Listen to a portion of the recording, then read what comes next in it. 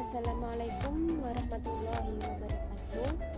Sebelumnya, izinkan saya memperkenalkan diri. Perkenalkan, nama saya Zulfa Devi Rahmawati, NIM 12201183128.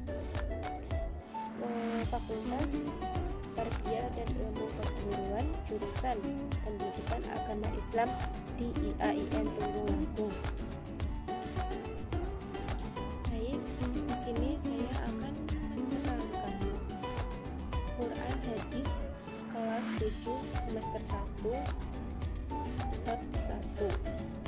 Tema Al-Quran Hadis pedoman hidup.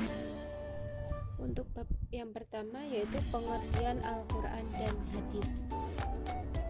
Pengertian Al-Quran menurut cendekiawan Muslim Horai Shihab, kata Al-Quran berasal dari kata kerja qara'a yang berarti membaca, dan kata dasarnya adalah Quran yang berarti bacaan. Huruf alif pada kata Quran, lanjut Horai Shihab, mengandung arti kesempurnaan. Dengan demikian, Al-Quran adalah bacaan yang sempurna. Tidak hanya sempurna akan kandungannya, namun juga redaksi serta petunjuknya. Kesempurnaan lain yang dimiliki Al-Quran, lanjut Horai Shihab, karena ia mudah diingat, tidak hanya untuk orang tua, anak-anak pun sangat mudah menghafalnya. Kesempurnaan Al-Quran itu telah terbukti dalam sejarah bahwa tiada satu bacaan pun sejak manusia mengenal tulis baca ribuan tahun yang lalu yang dapat menandingi Al-Quranul Karim. Bacaan yang sempurna lagi mulia itu Al-Quran dengan makna bacaan dinyatakan oleh Allah Subhanahu wa Ta'ala. Adapun nama-nama Al-Quran, Allah Subhanahu wa Ta'ala menyebut Al-Quran dengan berbagai macam sebutan. Dalam Al-Quran banyak kita temukan sebutan itu, diantaranya adalah Alkitab atau Kitab Allah. Dapat kita temukan di dalam Quran surat Al-Baqarah ayat 2, yang artinya kitab atau Al-Quran ini tidak ada keraguan padanya, petunjuk bagi mereka yang bertakwa. Quran surat Al-Baqarah ayat 2 juga menyebut Al-Quran dengan Al-Furqan. Sebutan ini dapat kita temukan di dalam Quran surat Al-Furqan ayat 1, yang artinya Maha Suci Allah yang telah menurunkan Al-Furqan, yaitu Al-Quran, kepada hambanya agar dia menjadi pemberi peringatan kepada seluruh orang. Quran surat Al-Furqan ayat 1. Pengertian hadis.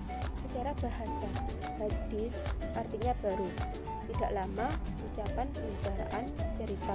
Menurut para ulama, hadis merupakan sinonim dari sunnah, yaitu setiap sesuatu yang diriwayatkan atau dinisbahkan kepada diri Rasulullah SAW, baik berupa perkataan, perbuatan, dan penetapan sifat atau perjalanan Nabi pada sebelum atau sesudah diutus menjadi Rasul.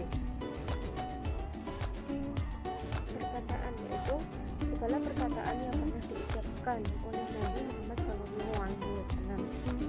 Perbuatan atau penjelasan kelanjutan praktis Nabi Muhammad SAW, seperti halnya jumlah rakaat, cara mengerjakan haji, cara berzakat, dan lain-lain.